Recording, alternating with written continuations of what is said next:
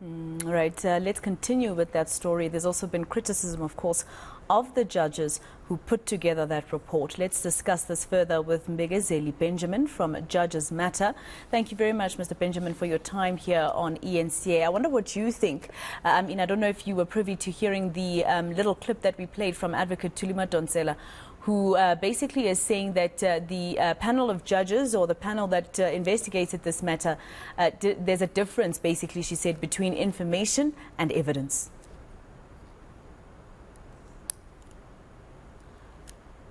Sorry, I was muted there. There you go. I'm sorry. Good afternoon, Masecha. And I think there is a lot of debate, particularly in the legal community, about the report and its findings. And I think this debate will continue for the next couple of days, at least, if not for the next couple of months. But I think the bottom line, though, is that people are debating the content of the report. One of the things that we were worried about as Judges Matter is that people were criticizing the individuals who form part of the panel, which is the two judges and the advocate. That is wrong. People shouldn't really be criticizing the individuals because they were sent there by Parliament to do this investigation. They came to the conclusion which they did, and which there's lots of scope and lots of room for debate, and we understand that the president is even thinking of taking it on review.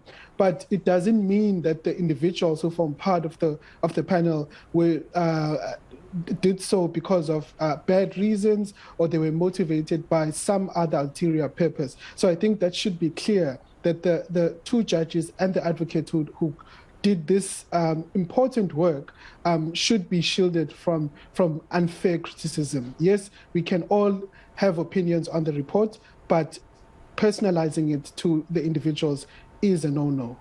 And this was a panel of judges or retired judges and justices that, were following a scope that they were given by Parliament itself. Who knows, maybe had they had a more general scope, they would have been able to probe a bit further. But the scope does say that they only look at what they are given by opposition parties, right?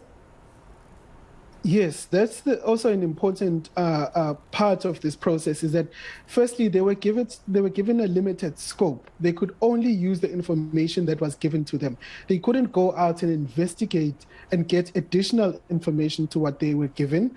And the second limitation that they had was at the time that they had. Remember, they only had 30 days, and they only asked for an extension after they got 5 lever arch files worth of documents from the ATM. And they thought they couldn't really do this work within that limited period of 30 days. So these are all things that we must keep in mind when we are approaching the report. With of course, it must be scrutinized. Everyone must at least have a reading of the executive summary. If you can't go through the 86 pages of the report, just go through the executive summary. It's written in really plain language, but it does provide a gist of what was put before the panel, and that's we do have to recognize their limitations as well.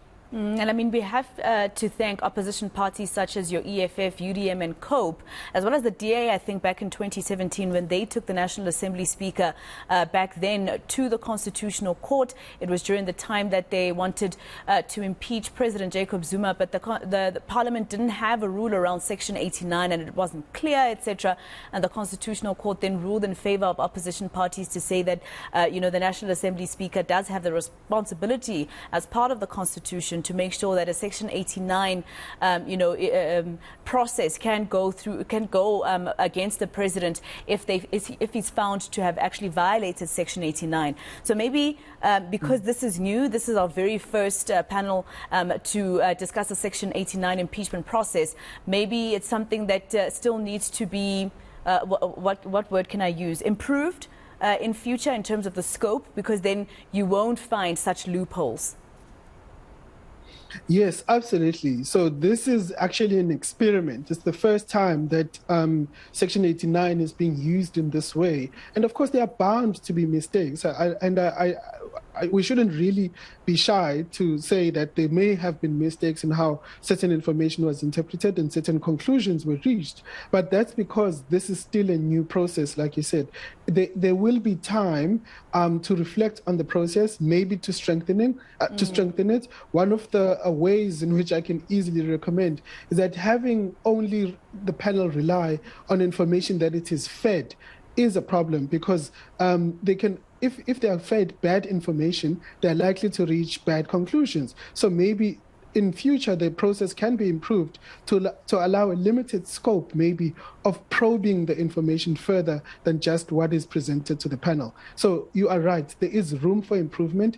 It's still a learning process. Of course, there are serious consequences to the panel's report, but we shouldn't really lose sight of the fact that this is really the first time that this kind of process is being undertaken.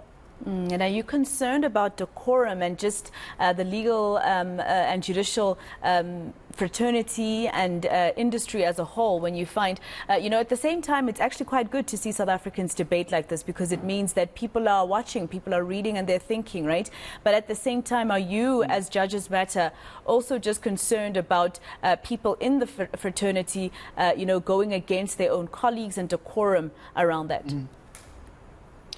Well, one of the things that I've seen, at least over the weekend, Masejo, is people have been putting up pictures and videos of Advocate Mbekezeli SC.